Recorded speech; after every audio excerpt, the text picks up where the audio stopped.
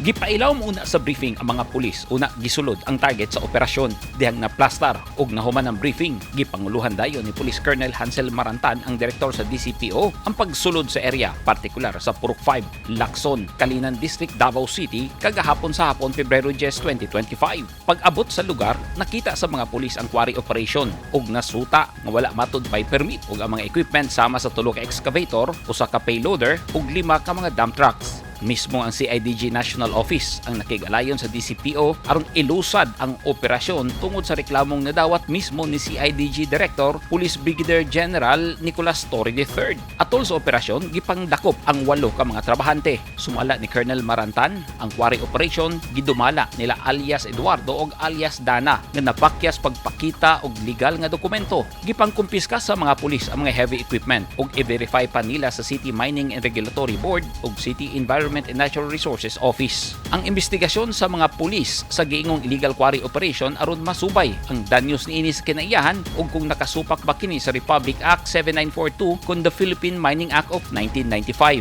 Ang operasyon lakip sa implementation sa Uplan Kalikasan. Nagbahad ang mga pulis sa DCPO nga maniid pa sila sa mga quarry operation sa syudad kung aduna ba kini legal nga mga dokumento.